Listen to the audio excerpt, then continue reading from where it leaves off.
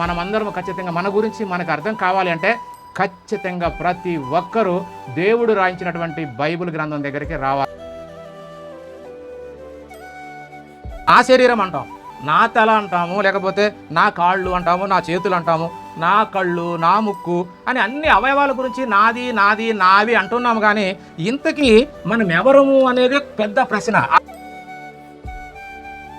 పరిశుద్ధాత్మను కూడా అనుగ్రహించి శరీర కోరికలను జయించి మరి క్రీస్తు వలె కామ, క్రోధ, లోభ, మద, మాత్సర్యాలను మరి మన ఆత్మ చేత శరీర కోరికలను చంపివేయడానికే దేవుడు మనకు ఈ శరీరాన్ని ఇచ్చి పరీక్షించి ఆ శరీర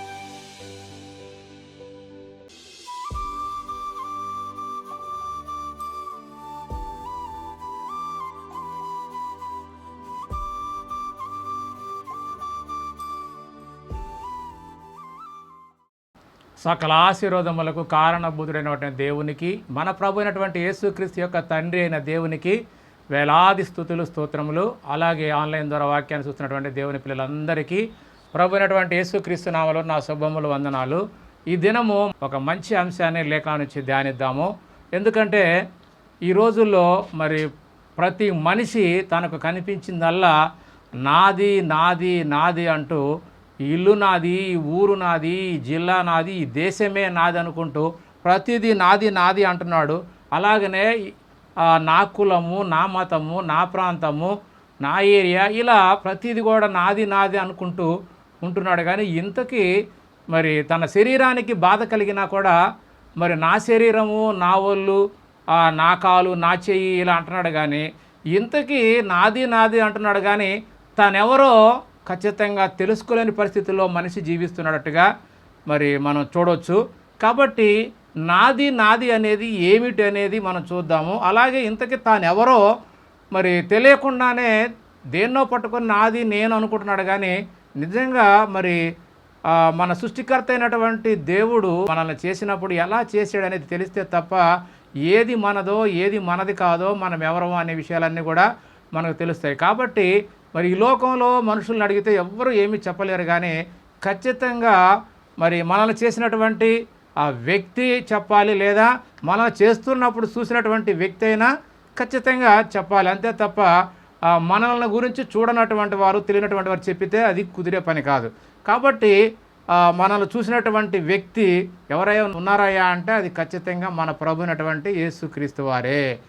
ఆయనే ఈ సృష్టికి ముందు ఉన్నవాడు కాబట్టి ఆయన సమస్తమును చూసి ఉంటాడు. కాబట్టి చేసేటప్పుడు ఆయన ఉన్నాడు కనుక ఆయనకు మాత్రమే ఖచ్చితంగా తెలుసు. కాబట్టి ఆయన గురించి మరి ఆయన కన్నటువంటి తండ్రి గురించి సంపూర్ణంగా మనకు అర్థం కావాలంటే ఆ తండ్రి రాయించినటువంటి గ్రంథం బైబిల్.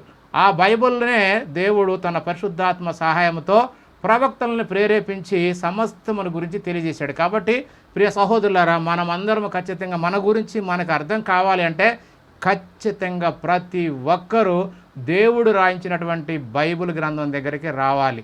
అప్పుడు మాత్రమే నీవెవరో నేనెవరో ఖచ్చితంగా తెలుస్తుంది.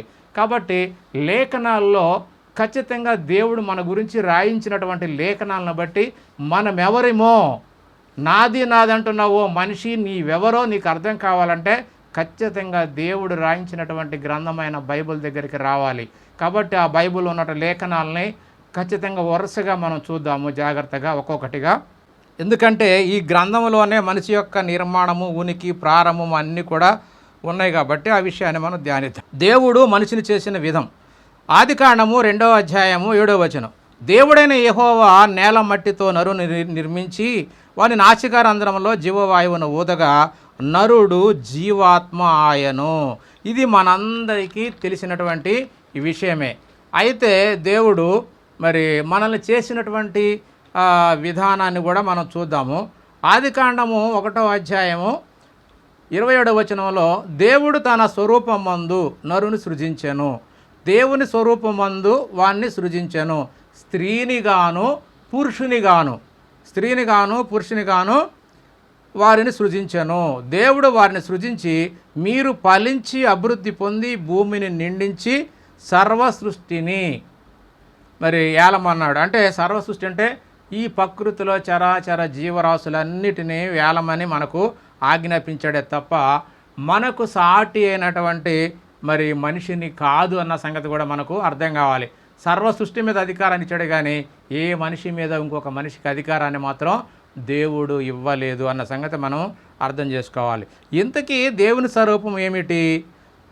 యోహాను గారు రాసినటువంటి సువార్త 4వ అధ్యాయం 24వ వచనంలో ఆయన అంటే దేవుడు ఆత్మ అని ఉంది. అంటే దేవుని యొక్క స్వరూపం ఏంటంటే ఆత్మ అన్న సంగతి ఒకటి మనకు అర్థమైంది.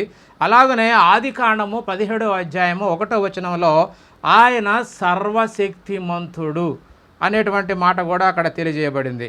అలాగనే నిర్గమాకాండము 20వ అధ్యాయము 4వ వచనంలో కూడా ఆయనకు ఏ ఆకారము లేదనే విషయం మనకు తెలియదు. ఎందుకంటే ఆయన పరలోకంలో కానీ భూమి మీద కానీ భూమి కింద నీళ్ళ యందు కానీ ఏ ఆకారము నాది కాదు అంటే ఆయన నిరాకారుడు అన్న సంగతి మనకి ఈ లేఖనాన్ని బట్టి ఖచ్చితంగా అర్థం కావాలి. అంటే మనకులాగా కనిపించే ఆకారము ఏది దేవునికి లేదు అన్న సంగతి మనకు ఖచ్చితంగా అర్థమైతే చాలా సంతోషం.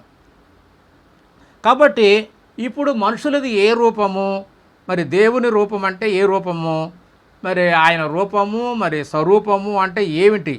దేవుని స్వరూపం అంటే మరి మనం ఇప్పుడు చూసాం, ఆత్మ లేక శక్తి అంటే నిత్య శక్తి అంటాడు పౌలు గారు. రోమిలకు రాసిన పత్రిక 1వ అధ్యాయం 20లో ఉంటుంది. ఎందుకంటే దేవుని గురించి తెలియచెక్కమైనదేదో మన మధ్య అది విషదమై ఉన్నది. ఆయన నిత్య శక్తి దేవత్వము అంటాడు దేవుని గురించి. కాబట్టి దేవుడు గురించి ఆయన స్వరూపం ఏంటంటే నిత్య శక్తి, అంటే ఎల్లప్పుడూ ఉండేటువంటి శక్తి అన్న సంగతి మనకు ఖచ్చితంగా అర్థం కావాలి. కాబట్టి మనము కూడా ఆయన యొక్క గుణ లక్షణాల్లోనే దేవుడు మనల్ని చేసినట్టుగా మనకు ఈ లేఖనాలన్నీ చూస్తుంటే అర్థమవుతుంది. ఎందుకంటే ఆయన ఆ నేల మట్టితోటి ఒక మట్టి బొమ్మను చేసి అందులో మరి నీవు నేను అనుకునేటువంటి ఆయనలో ఉన్నటువంటి ఆయన జీవాత్మను మరి అంటే దేవుని ఆత్మలోనే ఒక భాగాన్ని ఆ మట్టి దేహంలోకి ఆయన మన నాసికారంధ్రాల దగ్గరకు వచ్చి ఊదినట్టుగా మరి లేఖనం ఉంది. కాబట్టి మనమేమో జీవాత్మలము, ఆయనేమో పరమాత్మ అన్న సంగతి మనకు ఖచ్చితంగా అర్థం అవ్వాలి. అయితే ఈ మట్టి బొమ్మను ఏ విధంగా నిర్మించాడు అన్నది కూడా మనం లేఖనాల ప్రకారంగానే చూద్దాం. ఎందుకంటే చేసిన వాడే చెప్పాలి మనల్ని ఎలా చేశాడో. మనంతా మనము ఆలోచించడానికి మనము ఏమీ తెలియదు మనకి. చూద్దాం. అది ఏబు గారు రాసినటువంటి గ్రంథము 10వ అధ్యాయము 8 నుంచి 12 వచనాలు చదివితే చక్కగా ఉంటుంది. నేను కొన్ని వచనాలు చదువుతున్నా. నీ హస్తాలు నాకు అవయవ నిర్మాణము చేశాయి, జిగటి మన్నుగా నున్న నన్ను నీవు నిర్మించితివి అన్నాడు. జిగట మన్నుగా నున్న నన్ను నీవు నిర్మించితివి అనే మాట ఇక్కడ రాశాడు. అలాగనే 10వ వచనంలో ఏమంటున్నాడంటే, ఒకడు పాలు పోసినట్లు నీవు నన్ను పోషించితివి కదా, జున్నుగడ్డ ఒకడు పేరబెట్టినట్టు నీవు నన్ను పేరబెట్టితివి కదా, చర్మముతోనూ మాంసముతోనూ నీవు నన్ను కప్పితివి, ఎముకలతోనూ నరములతోనూ నీవు నన్ను కప్పితివి, జీవమును అనుగ్రహించి నా ఎడల కృప చూపితివి, నీ సంరక్షణ చేత నా ఆత్మను కాపాడితివి అంటున్నాడు. ఇక్కడ ఆత్మ అనే మాట కూడా ఒకటి ఉంది. ముందేమో మరి బంకమన్నుతో నన్ను చేసావంటున్నాడు. అలా ఎలా అంటే ఆ బంకమన్ను కూడా ఏదో మనకి కనపడేటువంటి పైన ఉన్నటువంటి మట్టి కాదండి. మరి ఆయన ఎందుకంటే మరి పై వచనాలు నా హస్తాలు చేసాయి అంటున్నాడు, అలాగే బంకమట్టి అంటున్నాడు, మనకు అవయవ నిర్మాణం చేశాడని చెప్పి అంటున్నాడు. కానీ అయితే ఇక్కడ ఒకడు పాలు పోసినట్లంటే పాలు జున్నుగడ్డ కావాలంటే ఏం చేస్తామండి, బాగా కాగబెడతాం కదా, బాగా వేడి చేస్తాం. అలాగనే దేవుడు బంకమట్టిని చలచల కాగేటువంటి స్థితిలో నుంచి తీసుకొచ్చి ఆయన పాలును కనుక మనం తోడుపెట్టి జున్నుగడ్డలా చేసినట్టుగా మనల్ని మాంసం ముద్దను ఆయన మరి బంకమట్టిని తీసుకొచ్చి, అంటే ఎక్కడి నుంచాయా అంటే దానికి కూడా మన ఒక లేఖనం ఉంది. 139వ కీర్తనలో ఒక మాట ఉంది, మనము నిర్మాణం పైన జరిగింది కాదు కదా. కాబట్టి ఆయన ఏమంటున్నాడంటే, నేను రహస్యం మందు పుట్టిన నాడు, ఎక్కడ 139:15 వచనంలో, భూమి యొక్క అగాధ స్థలములలో విచిత్రముగా నిర్మించబడిన నాడు నాకు కలిగిన ఎముకలు నీకు మరుగై ఉండలేదు. అగాధ స్థలములు అంటే భూమి పైన భాగం కాదండి మన మట్టి. అది అగాధ స్థలం అంటే ఎక్కడో లోతుల్లో లోతుకెళ్ళే భూమి లోతుకెళ్ళే కొంది వేడి ఉష్ణోగ్రత ఎక్కువగా అంటే లావా కనుక ఏ విధంగా చలచల కాగుతూ ఉంటుందో అలాంటి ఆ బంక మన్నును సమస్తం కలిసి భూమిలో ఉన్నటువంటి ఎన్ని మూలకాలు అయితే ఉంటాయో ఇనుము బంగారము ఇత్తడి ఇలాంటి ఎన్ని మూలకాలు ఇవన్నీ కరుగుతూ ఉంటే దాన్ని తీసుకొచ్చి మరి వాటిని తోడుపెట్టి మనం పాలు జున్నుగడ్డలాగా చేసినట్టుగా దేవుడు ఆ మట్టిని మాంసం ముద్దగా తయారు చేసినట్టుగా మనకు ఆయన అగాధ స్థలం నుంచి తీసుకొచ్చి పేరబెట్టి మనల్ని మాంసంతోనూ శరీరంతోనూ అలాగా ఎముకలు నరాలు స్పందించి మనల్ని ఒక దేహముగా చేసినట్టుగా మనకు అర్థమవుతుందండి. కాబట్టి ఇక్కడ మనిషికి మరి శరీరము ప్లస్ ఆత్మ రెండు కలిస్తేనే మనిషి. అంటే ఈ రెండిటికి మధ్యన మరి నీవు నేను అనుకుంటున్నటువంటి మరొక మనసు అంతరాత్మ మరి హృదయము అనేది కూడా దేవుడు మనకు ప్రత్యేకంగా ఇచ్చినట్టుగా మనకు అర్థమవుతుందండి. కాబట్టి మరి నా శరీరం అంటున్నాం కానీ నిజానికి మరి నీ శరీరము నా శరీరము నాది కాదు, నీ శరీరము నీది కాదండి.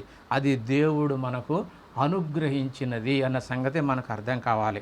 అలాగే నా ఆత్మ అంటున్నావు కానీ నీ ఆత్మ కూడా నీది కాదు, దేవుని ఆత్మలో ఒక భాగము, దేవుని ఆత్మలో ఒక భాగము అంటున్నాడు. అంటే ఇక్కడ ఈ హృదయము అనేది మాత్రం ఘోరమైనటువంటి వ్యాధి కలది అంటున్నాడు. ఎందుకంటే మనకి ప్రత్యేకమైనటువంటి ఒక మనసు ఇచ్చాడు, అదే మన హృదయం అని చెప్పి ఉంటుంది. కాబట్టి ఇర్మియా గారు రాసినటువంటి గ్రంథంలో ఒక మాట ఉంది, ఆ మాట చూద్దాము. ఇర్మియా గ్రంథము 17:9 హృదయము అన్నిటికంటే మోసకరమైనది, అది ఘోరమైన వ్యాధి కలది అనే మాట ఇక్కడ ఆయన అంటాం మనం చూస్తున్నాము. అయితే మరి ఆది కాండంలో కూడా ఇంకొక మాట ఉంది. అంటే హృదయం అంటే మన మనసు అనేది చాలా వ్యాధి కలిగింది. అంటే మన ఆలోచనలు అన్నీ కూడా ఎప్పుడు తప్పుడుగానే ఉంటాయండి. మనం బైబిల్ అంతా చూస్తుంటే బాల్యము నుండి కూడా మన యొక్క ఆలోచన దేవునికి వ్యతిరేకంగాను చాలా చెడుతనంగానే ఉన్నట్టుగా మనకు లేఖనాలన్నీ చూస్తున్నాం. ఆది కాండము 6:5 నరులు చెడుతనము భూమి మీద గొప్పదనియు హృదయం యొక్క తలంపులలోని ఊహ అంతయు కేవలం ఎల్లప్పుడూ చెడ్డదనియు మరి దేవుడు చూశాడంటండి. అలాగనే మరి 8 ఆది కాండం 8:21 కూడా ఒక మాట ఉంది. నరును బట్టి భూమిని మరలా చెప్పించను, ఎందుకంటే నరులు హృదయము ఆలోచన వారి బాల్యము నుండి అంటే మనకు దేవుడిచ్చినటువంటి మన దేవుడే ఆత్మ, ఆ ఆత్మలో భాగం ఇచ్చి ఆ ఆత్మకు ప్రత్యేకంగా మరొక ఆత్మ అంటే హృదయము లేకపోతే మనస్సాక్షి అంతరాత్మ అని, అంటే దేవునికి ఏ విధంగా అయితే మరి దేవుడే ఆత్మైన దేవునికి పరిశుద్ధాత్మ అనే మరొక శక్తి కూడా ఉన్నదండి. కాబట్టి అలా దేవునికి పరిశుద్ధాత్మ వేరొక శక్తిగా ఎలాగైతే ఉందో అలాంటి శక్తి దేవునిలో నుండే మనం కూడా విభాగించబడ్డాం. కాబట్టి మన ఆత్మకు కూడా మరొక శక్తే మన మనస్సు, మన హృదయం అంటున్నాడు. కాబట్టి ప్రియ స్నేహితులారా, మనం ఎవరు అంటే దేవుడు మనకు తన ఆత్మతో సహాయంగా ఇచ్చినటువంటి మనసు అంతరాత్మ అన్న సంగతి మనకు ఖచ్చితంగా అర్థం కావాలి. కాబట్టి ఈ విధంగా మరి దేవుడు మరి మనం ఆయనలో భాగమని మరి మనకు లేఖనాల్లో తన భక్తుల ద్వారా తెలియజేశాడు. ఆ మాటను చూద్దాము. కీర్తన 16:5 యెహోవా నా స్వాస్థ్య భాగము, నా పానీయ భాగము, నీవే నా భాగమును కాపాడుచున్నావు అంటున్నాడు. అంటే మనము దేవుని ఆత్మలో భాగము అన్న సంగతి, అంటే దేవుని ఆత్మలో భాగం అన్న సంగతి మనకు అర్థం కావాలి. ఇంకా మరి కొన్ని లేఖనాలను కూడా చూద్దాము. కీర్తన 90:1-3 కూడా మనము పూర్వము నుండి దేవునిలోనే ఉన్నాము, దేవునిలో నుండే విభాగించబడ్డామన్న సంగతి ఈ లేఖనాన్ని బట్టి మనకు అర్థమవుతుంది. ప్రభువా, తరతరముల నుండి మాకు నివాస స్థలము నీవే, పర్వతముల పుట్టక మునుపు భూమిని లోకమును నీవు పుట్టింపక మునుపు యుగ యుగములు నీవే దేవుడవు, మనుషులను మట్టికి మార్చుచున్నావు, నరులారా తిరిగి రండని నీవు చలివించుచున్నావు అంటున్నాడు మోషే గారు. కాబట్టి మన యొక్క ప్రారంభము ఎవరయ్యా అంటే దేవుడే అన్న సంగతి మనకు ఖచ్చితంగా ఈ లేఖనాన్ని బట్టి అర్థం కావాలి. అలాగనే మరి భక్తుడైన యోహాను గారు కూడా ఆయన పత్రికల్లో మనకు దేవుడు తన ఆత్మలో భాగాన్ని అంటే పాలు దయచేసాడు అన్న సంగతి కూడా ఆయన తెలియజేశాడు. ఆ మాటను కూడా చూద్దాము. యోహాను గారు రాసినటువంటి ఈ మొదటి పత్రిక 4వ అధ్యాయం 12, 13 వచనాలు చదువుదాం. మన ఒకరినొకడు కూడా ప్రేమించిన ఎడల దేవుడు మన యందు నిలిచి ఉన్నాడు, ఆయన ప్రేమ మన యందు సంపూర్ణమై ఉన్నది. దీనిని బట్టి ఆయన యందు నిలిచి ఉన్నామనియు ఆయన మన యందు నిలిచి ఉన్నాడనియు తెలుసుకొనుచున్నాము. ఏలయనగా ఎట్లాగంటే ఆయన అంటే దేవుడు మనకు తన ఆత్మలో పాలు అంటే భాగాన్ని దయచేసి ఇచ్చాడన్న సంగతి ఈ లేఖనాన్ని బట్టి యోహాను గారు చక్కగా తెలియజేశాడండి. కాబట్టి ఇంకా యేసుక్రీస్తు వారి మాటల్లో కూడా మరి ఆయన ఇచ్చినటువంటి ఆ భాగం ఎలాగుందో అన్నది కూడా మరి ఖచ్చితంగా యేసుక్రీస్తు వారు తెలియచేశాడు. ఆ మాటను కూడా చూద్దాము. యేసుక్రీస్తు వారి మాట యోహాను గారు రాసినటువంటి సువార్త 6వ అధ్యాయం 63వ వచనం. ఆత్మయే జీవింప చేయుచున్నది కానీ శరీరము కేవలం నిష్ప్రయోజనము. నేను మీతో చెప్పి ఉన్న మాటలు ఆత్మయు జీవమై ఉన్నవని చెప్పి మనిషి అంటే శరీరము ప్లస్ ఆత్మ. అయితే శరీరము కేవలం నిష్ప్రయోజనం, ఈ ఆత్మ లేకుండా శరీరము నిష్ప్రయోజనం అన్న సంగతిని ఖచ్చితంగా శరీరం గురించి పర్టికులర్గా యేసుక్రీస్తు వారు ఇక్కడ తెలియజేసినట్టుగా మనకి ఈ లేఖనాన్ని బట్టి అర్థమవుతుంది. అలాగనే మరి ఆదికాండము 3:19లో కూడా దేవుడు మరి ఈ శరీరము ఎలా వచ్చిందో అనే విషయాన్ని కూడా ఆయన తెలియజేశాడు. ఆయన మాటల్లో కూడా చూద్దాము. ఆదికాండము 3:19 నీవు నేలకు తిరిగి చేరు వరకు నీ ముఖము చెమట కార్చి ఆహారము తిందువు, ఏలయనగా నేల నుండి నీవు తీయబడితివి, నీవు మన్నే గనక తిరిగి మన్నైపోదు అని చెప్పి దేవుడు ఆదిలోనే మనకు తెలియజేయటం జరిగింది. కాబట్టి ఇంకా ఈ మట్టి గురించి, ఈ మట్టి దేహం గురించి, ఆత్మ గురించి జ్ఞాని అయిన సొలొమోను గారు కూడా ఒక విషయాన్ని తెలియజేశాడు. ఆ మాట కూడా చూద్దాము. ప్రసంగి గ్రంథము 12వ అధ్యాయం 7వ వచనం. మన్నైనది వెనుకటి వలనే మరలా మట్టికి చేరును, అంటే భూమికి చేరును, ఆత్మ తాను దయచేసిన దేవుని యొద్దకు మరలిపోవును అంటున్నాడు. నిజంగా ఆత్మ ఎక్కడికి వెళుతుందో తెలియదు, కానీ మొత్తానికైతే భూమి మీద ఉన్నటువంటి ఈ శరీరంలో నుంచి వెళ్ళిపోవడం అనేది ఖాయం. కాబట్టి మరి దేవుడు మనకు చెప్పినటువంటి ఈ కారణాన్ని బట్టి ఖచ్చితంగా మన దేహము మట్టితోటి దేవుడే మనకి ఇచ్చాడని, అందులో తానై ఉన్న ఆత్మను మనకు వరముగా అంటే మనకి ఇచ్చాడని మనకు ఖచ్చితంగా తెలిసింది. ఎందుకంటే మనకు ఒక ఉనికి కలగడానికి కారణం కేవలం దేవుడే తన ఆత్మలో భాగం ఇచ్చాడనే సంగతి ఈ లేఖనాలను బట్టి అన్నిటిని కూడా మనం ఇప్పుడు ధ్యానించాము. కాబట్టి అయితే శరీరం గురించి ఇంకా కొంత విషయాన్ని, అసలు శరీరం యొక్క స్వభావం ఏమిటో మరి పౌలు గారు చక్కగా తెలియజేశాడు. ఆ శరీరాన్ని గురించి కొన్ని మాటలు మనం చదువుతాము. రోమపత్రిక 7వ అధ్యాయము 18 నుంచి 25 వచనం చదివితే అర్థమవుతుంది.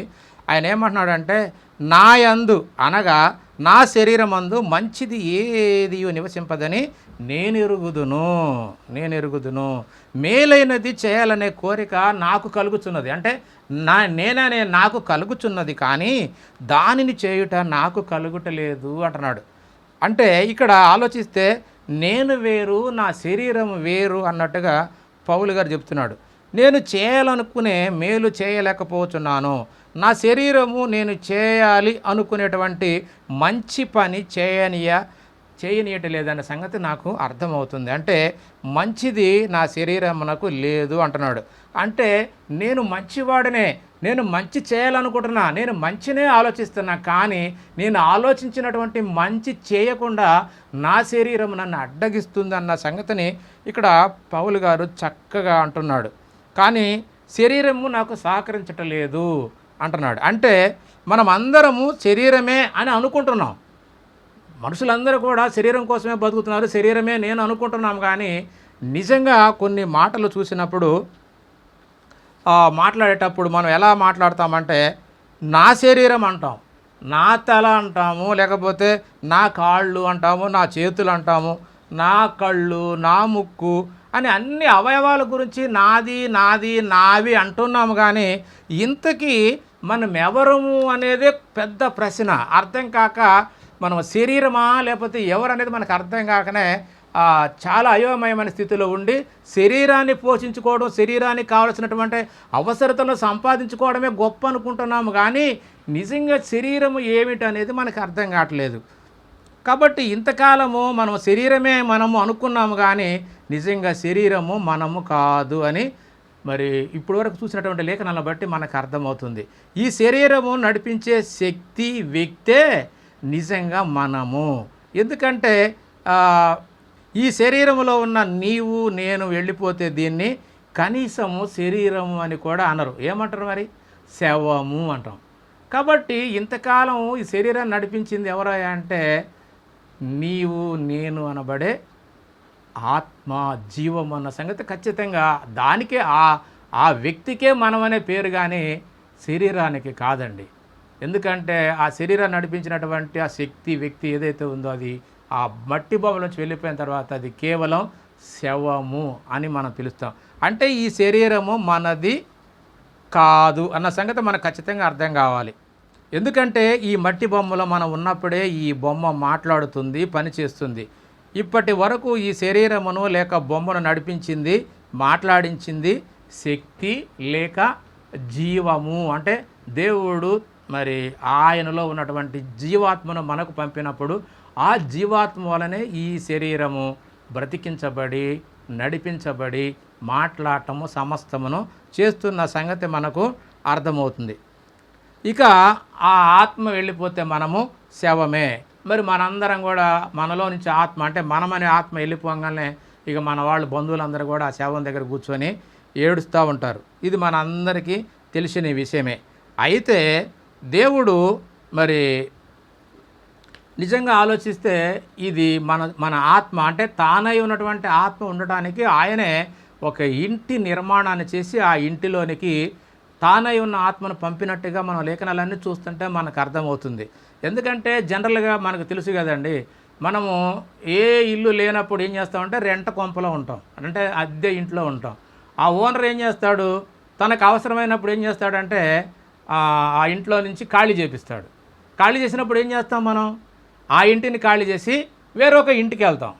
అలాగనే మనము దేవుడు ఎప్పుడైతే మనకు పిలుపునిచ్చేసి అబ్బాయి నా ఇల్లు ఖాళీ చేసి నువ్వు రావాలరా బాబు అన్నప్పుడు ఖచ్చితంగా మనం తిరిగి మరలా దేవుని సన్నిధికి వెళ్ళాలి. అంటే ఆయన ఇచ్చినటువంటి ఇల్లు ఏమిటాయంటే ఇదిగో ఈ దేహమే, ఈ ఒళ్ళే, ఈ మట్టి బొమ్మే అన్న సంగతి మనకు అర్థం కావాలి. కాబట్టి మనం ఎక్కడికి వెళ్తున్నామంటే ఇక్కడ ఇల్లు ఖాళీ, ఆయన యజమాని ఎప్పుడైతే ఖాళీ చేయమంటాడో అప్పుడు ఆ ఇంటిని ఖాళీ చేసి మనము వెళ్ళిపోతాము.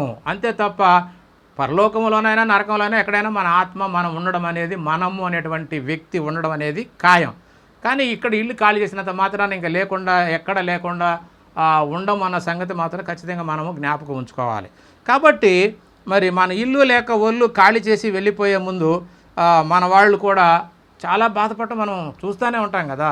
కాబట్టి నిజంగా తెలిస్తే మనం బాధపడాల్సిన అవసరత లేదు అని మరి లేఖనాన్ని బట్టి మనం చూస్తే అర్థం. ఎందుకంటే దేవుడు మనల్ని ప్రేమించి తాను కట్టుకున్న ఇల్లుతో సహా మనం నిత్యము ఆయన యొద్ద, ఆయన ముందు ఎల్లప్పుడూ ఆయన కుమారులుగా, ఆయన పిల్లలుగా ఉండాలనే దేవుడు జగత్తు పునాది వేయబడక ముందే మనల్ని ప్రేమించి ప్రేమ చేత క్రీస్తు మనల్ని ఏర్పాటు చేసుకొని మన ఈ మట్టి బొమ్మను కూడా మహిమదేహముగా మార్చి అందులో నీవు నేనటువంటి ఆత్మతో సహా ఆయన ఎదుట ఆయన పిల్లలుగా ఉంచుకొని మనతోటి ఆయన ఆ నిత్యము ఆయన ఎదుట ఉంచుకొని మనల్ని చూసి సంతోషించడానికి ఆయన చేసేటే తప్ప ఏదో కొద్ది కాలం ఈ భూమి మీద ఉండడానికని కాదు. అయితే మనం ఏం చేస్తున్నామంటే శరీరమే నిజమనుకొని ఆ దేవుణ్ణి వదిలిపెట్టి మరి ఆయన ఆలోచన ఆయన సంకల్పం విడిచిపెట్టి శరీరమే మనం అనుకుంటున్నాం. ఈ శరీరాన్ని నడిపించే అసలైనటువంటి వ్యక్తి నీవు నేనన్న సంగతి మర్చిపోయి ఈ శరీరమే మనదనుకొని మురిచిపోయి శరీరం కొరకు బతుకుతూ ఆ దేవుని సంకల్పాన్ని పూర్తిగా మర్చిపోతున్నాం అన్న సంగతి మనం ఖచ్చితంగా అర్థం చేసుకోవాలి. కాబట్టి అందుకొరకే ఆయన ప్రేమతో మనల్ని కూడా ఆయన స్వరూపంలో కన్నాడు లేక పుట్టించాడు అన్న సంగతి మనకు అర్థం కావాలి. దేవుడు పుట్టించకపోతే ఎవరి వల్ల మరి తనంతట తానుగా పుట్టడం ఎవరి వల్ల కాదండి. ఖచ్చితంగా దేవుడే మనల్ని కనాలి, పుట్టించాలి. అంతే తప్ప మనుషులు తనంతట తాను ఎవ్వరు కూడా పుట్టలేరు, ఎవరి వల్ల కాదు. ఎందుకంటే లేఖనం ఏం చెబుతుందంటే కీర్తన 127:1 యెహోవా ఇల్లు కట్టించిన ఎడల దాని కట్టువాని ప్రయాస వ్యర్థము అంటాడు. అంటే ఈ మాటను బట్టి కూడా చాలామంది ఏమంటారంటే ఎవరన్నా కష్టపడి ఈ భూమి మీద ఇల్లు కట్టుకుంటే ఇదిగో దీని గురించి మాట్లాడుతారు. భౌతిక సంబంధమైన ఇంటి గురించి మాట్లాడుతూ ఇక్కడ నిజంగా ఆత్మ సంబంధమైన ఇల్లు ఎవరయ్యా అంటే మన దేహాన్ని గురించే దేవుడు చెప్తుంటే ఈ వాక్యాన్ని చూపించి కూడా మనం ఈ లోకంలో కట్టుకున్న ఇంటిని గురించి మన పాస్టర్లు అందరూ కూడా మాట్లాడుతుంటారు. నిజంగా ఇక్కడ భౌతిక సంబంధమైన మనం కట్టుకునే ఇల్లు గురించి కాదండి. దేవుడే మనల్ని తన ఇల్లుగా అంటే ఆ ఇంట్లో మనం ఆ దేవుణ్ణి ఆరాధించాలని ఆయనే తన ఆత్మను ఉంచడం కొరకు మనకు ఒక ఇల్లు కట్టించాడన్న సంగతి మనకు అర్థం కావాలి. అందుకనే తర్వాత వచనం ఏమంటాడంటే 3వ వచనంలో కుమారులు అంటే పిల్లలు యెహోవా అనుగ్రహించు స్వాస్థ్యము, గర్భఫలము ఆయన అనుగ్రహించు బహుమానము అంటున్నాడు. అంటే ఇక్కడ ఇల్లు అంటే మనమేనండి, మన దేహాలే. ఆ దేహంలో మరి ఆయన ఉన్న ఆత్మను పంపించేసి ఆ తల్లి గర్భంలో నిర్మించి మనల్ని మరి ఈ లోకంలోకి పంపించేటట్టుగా మరి ఆయన ఇచ్చే అనుగ్రహించే బహుమానం అట. మన పిల్లలు దేవుడు అనుగ్రహించే బహుమానం అన్న సంగతి ఇక్కడ రాయబడింది. అలాగనే ఎబ్రీ పత్రికలో పౌలు గారు కూడా ఒక చక్కని మాట అన్నాడు. ఆ ఇంటి గురించి కూడా, ఆ ఇంటి మీద కాపలాదారు ఎవరంటే యేసుక్రీస్తు వారు. ఆయన మరి ఆ ఇంటి మీద నమ్మకంగా ఉన్నాడన్న సంగతి కూడా ఇక్కడ తెలియజేయబడింది. ఎబ్రీ పత్రిక 3వ అధ్యాయం 6వ వచనం. అయితే క్రీస్తు కుమారుడై ఉండి ఆయన ఇంటి మీద నమ్మకముగా ఉన్నాడు. అంటే ఆ ఇంటి మీద అంటే మన మీదనేనండి. యేసుక్రీస్తు వారు మన మీద నమ్మకంగా ఉండి మన కొరకు ఆయన ఎంత చేయాలో అంత చేశాడండి. అందుకనే ఆయనట నమ్మకముగా ఉన్నాడట. ధైర్యమును నిరీక్షణ వలన ఉత్సాహమును తుదమట్టుకు స్థిరముగా చేపట్టిన ఎడల మనమే ఆయన ఇల్లు. మనమే ఆయన ఇల్లు అండి. దేవుని ఇల్లు అంటే ఎవరు అనుకుంటున్నారు ప్రియ సహోదరులారా? భౌతికంగా మనం కట్టుకున్న ఇల్లా కాదండి. దేవుడే మనల్ని, మనం ఫస్ట్లోనే చూసాం యోబు గ్రంథం 10వ అధ్యాయం ఎలా కట్టాడు అంటే ఆయన అగాధ స్థలంలోకి వెళ్ళి చలచల కాగే బంక మన్నును తీసుకొచ్చి పేరబెట్టి మాంసం ముద్దను చేసి మరి నరాలు ఎముకలు శరీరాన్ని స్పందించి ఆయన మరి దేహాన్ని చేసి ఆ దేహంలో తానై ఉన్న ఆత్మను ఉంచి మనకంటూ ఒక ఉనికిని కలిగించిన వాడు దేవుడండి. కాబట్టి మనుషులు కట్టుకునే ఇల్లు కాదండి. చాలామంది తెలియక ఈ వచనాలను చూపించుకొని ఇదిగో ఇల్లు యెహోవా దేవుడే మనకి ఇల్లు కట్టించాడు, ఆయనే కట్టించాలి. మనం కష్టపడి నానా ఇబ్బందులు పడి డబ్బులు తీసుకుని ఇల్లు కట్టుకుంటే ఈ భౌతిక సంబంధమైన ఇల్లు దేవుడు కట్టడి చెప్పి అబద్ధాలు చెబుతారండి. నిజంగా ఈ ఇంటిని దేవుడు కట్టడండి. మనమే కష్టపడి డబ్బులు సంపాదించుకొని మన నివాసమైన ఈ భూమి మీద ఇల్లు మనం కట్టుకోవాలి తప్ప దేవుడు పక్షపాతి కాడు. కొంతమందికి ఆయనే కట్టించి కొంతమంది కట్టించకపోవడానికి. కాబట్టి ఇక్కడ కట్టించిన ఇల్లు మనమే, మన దేహమే. మన దేహాన్ని దేవుడే కట్టాడు. ఆ విధంగా ప్రతి ఒక్క మనిషి దేహాన్ని దేవుడే కట్టి ఈ భూమి మీదకి పంపిస్తున్న సంగతి మనకు ఖచ్చితంగా అర్థం కావాలి. కాబట్టి ఇంకా మరి యేసుక్రీస్తు వారు కూడా ఆయన ద్వారానే మనం సమస్తం ఆయన దగ్గరికి వెళ్ళాలి అనేటువంటి మాట కూడా పౌలు గారు తెలియజేశాడు. ఆ మాటను కూడా చూద్దాము. ఎఫెసీయులకు రాసిన పత్రిక 1వ అధ్యాయము 3 నుంచి 6 వచనం చదివితే దేవుని సంకల్పము, దేవుని ఇష్టం ఏంటో మనకు అర్థమవుతుంది. ఆయన అంటే దేవుడు క్రీస్తునందు పరలోక విషయంలో ఆత్మ సంబంధమైన ప్రతి ఆశీర్వాదమును మనకు అనుగ్రహించాను. ఎట్లనగా తన ప్రియుని యందు తాను ఉచితముగా మనకు అనుగ్రహించిన తన కృపా మహిమకు కీర్తి కలుగునట్లు, అంటే కీర్తి తేవాలని తన చిత్తప్రకారమైన దయా సంకల్పము చొప్పున యేసుక్రీస్తు ద్వారా తనకు కుమారులుగా స్వీకరించుటకై మనలను ముందుగా తన కోసము నిర్ణయించుకొని మనము తన ఎదుట పరిశుద్ధులమును నిర్దోషమునై ఉండవలెనని జగత్తు పునాది వేయబడక ముందే ప్రేమ చేత దేవుడు క్రీస్తులో మనల్ని అందరినీ నిర్మించుకున్నాడు, ఏర్పాటు చేసుకున్నాడండి. అయితే ఈ విషయం మనకు తెలియక మనం ఈ లోకంలో మట్టి శరీరాలతో ఉండి ఈ దేహమే నేను, ఈ దేహంతో ఏముందిరా ఈ లోకంలో చనిపోయామంటే మట్టికి మట్టి ధూళికి ధూళి అంటున్నాం కానీ కాదండి. నిజంగా మనము దేవుని ఆత్మలో భాగం. చనిపోయిన తర్వాత మనకు ఖచ్చితంగా ఉనికి ఉందండి. ఈ భూమిని వదిలినా, ఈ శరీరం నుంచి బయటకు వెళ్ళినా ఖచ్చితంగా పరలోకంలోనో నరకంలోనో ఎక్కడొకటి ఖచ్చితంగా మన ఆత్మ ఉండడం అనేది సత్యము. కాబట్టి అందుకే దేవుడు మనల్ని మరి ఆయన ఇష్ట ప్రకారంగానే మన శరీరంలో అమర్చి తానై ఉన్న ఆత్మను భాగమిచ్చి పరీక్షించి క్రీస్తు వలె నుండుటకు మరి పరిశుద్ధాత్మను కూడా అనుగ్రహించి శరీర కోరికలను జయించి మరి క్రీస్తు వలె కామ క్రోధ లోభ మద మాత్సర్యాలను మరి మన ఆత్మ చేత శరీర కోరికలను చంపివేయడానికే దేవుడు మనకు ఈ శరీరాన్ని ఇచ్చి పరీక్షించి ఆ శరీరాన్ని పరిశుద్ధమైనదిగాను చేయడానికి మరి మనకి జన్మనిచ్చినట్టుగా మనకు అర్థమవుతుంది. అందుకనే మరి ఆయన అంటాడు, ఆ సత్క్రియలు చేయడానికి మనందరం కూడా సత్క్రియలు చేయడానికి, అంటే ఎఫెసీ పత్రిక 2:10 ఉంటుంది, మనందరూ దేవుడు ముందుగా నిర్ణయించినటువంటి సత్క్రియలు చేయుటకే దేవుడు మనకి ఈ జన్మనిచ్చాడండి. దేవుని పని నిమిత్తమే. ప్రతి మనిషి కూడా కారణ జన్ముడు, ఏ కారణం లేకుండా ఎవరు పుట్టలేదండి. ప్రతి ఒక్కరూ దేవుని పనిచేసి దేవుని మెప్పించి దేవుని గణపరిచి దేవుని కొరకు బతికి తన కుమారుడైన క్రీస్తు ద్వారా మరలా ఆయనకు కుమారులుగా ఆయన యొద్దకు వెళ్ళాలన్నది దేవుని యొక్క కోరిక, సంకల్పము. కాబట్టి దేవుడు మనకి శరీరాన్ని ఇచ్చి పరీక్షించి ఆ శరీరాన్ని పరిశుద్ధమైనదిగా చేయడానికే మనం ఈ లోకంలో పుట్టాము. ఇది మనకు అర్థం కాక, మన ఎవరమో అర్థం కాక మరి క్రీస్తుని ఈ రోజున చాలామంది తోలనాడుతున్నారండి. ఎందుకంటే క్రీస్తు మరి సమస్తను జరిగించి మనం అనేటువంటి ఇంటి మీద ఆయన మరి రాజుగా ప్రభువుగా ఉండి మనల్ని అందరినీ కూడా పరలోకం తీసుకెళ్ళడానికి ఆయన మన తరపున వచ్చినటువంటి రక్షణకర్త అండి. ఆయన ద్వారానే మనం పరలోకం వెళ్ళాలి, ఆయన ద్వారానే దేవుణ్ణి చేరుకోవాలి. అందుకనే నేనే మార్గము, నేనే సత్యము, నేనే జీవము అంటున్నాడంటే నా ద్వారానే ఆ తండ్రి యొద్దకు మీరు రావాలయ్యా అని చెప్పి క్రీస్తు చెబితే ఆ క్రీస్తు మాటలను కూడా మనము అంగీకరించక పైగా ఆయన్ని అవమానపరుస్తున్నామండి. నిజంగా మనిషి నువ్వెవరో అర్థం కాక నీ గురించి ప్రాణం పెట్టడానికి వచ్చినటువంటి యేసుక్రీస్తు వారిని దూషిస్తూ ఎందుకయ్యా దేవుని కోపానికి శాపానికి గురవుతున్నావు? కాబట్టి ప్రియ సహోదరులారా, ఇంకా క్రీస్తు చెప్పిన మాటలు కొన్ని చూద్దాము.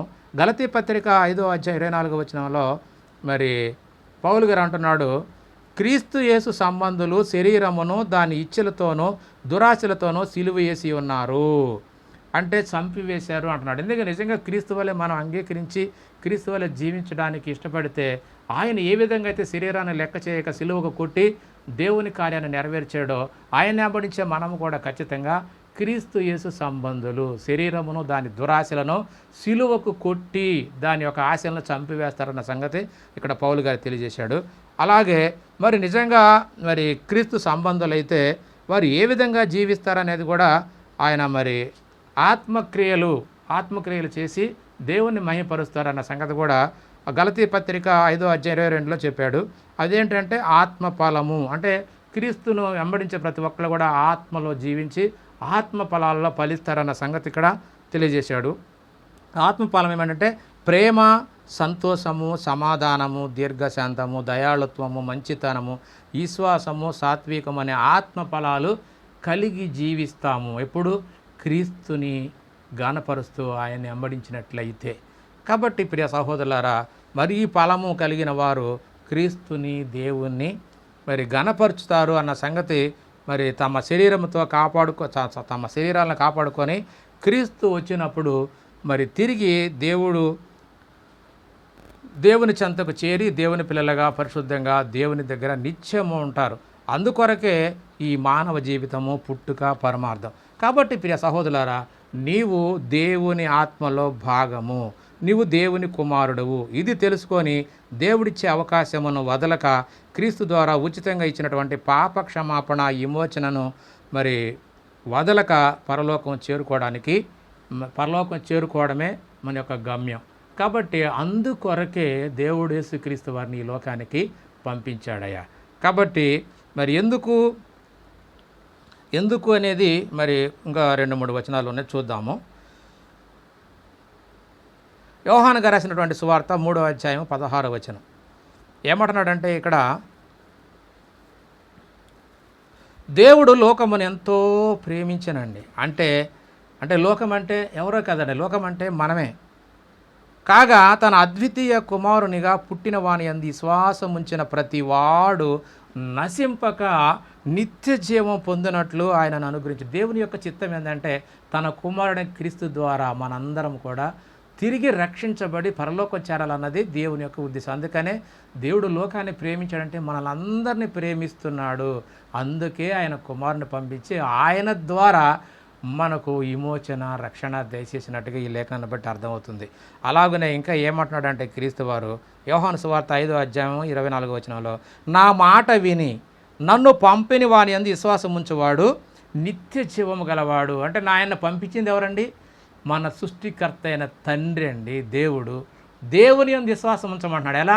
క్రీస్తు చెప్పిన మాటలను బట్టి ఆ దేవుణ్ణి నమ్మండి, ఆ దేవుడే నన్ను పంపించాడయ్యా, ఆయనే నాకు దేవుడు మీకు దేవుడు అని చెప్పి చక్కగా మరి ఆయన మాటలు మనకు అర్థమవుతాయి.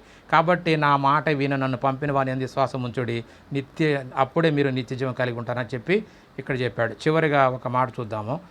యోహాను రాసినటువంటి సువార్త 17:3. అద్వితీయ సత్య దేవుడివైన నిన్నును నీవు పంపిన యేసుక్రీస్తును ఎరుగుటయే, అంటే తెలుసుకొనుటయే నిత్య జీవము. ఆ సృష్టికర్త అయినట్టు అద్వితీయ దేవుడైనటువంటి ఆ దేవుడు ఎవరో తెలుసుకోవాలి. ఆ దేవుడు పంపించినటువంటి యేసుక్రీస్తు వారు ఎవరో ఖచ్చితంగా నీకు నాకు అర్థం కావాలండి. అది ఆ ఇద్దరు ఎవరెవరు అనేది ఖచ్చితంగా మనకు అర్థమైతేనే మనకు నిత్య జీవము.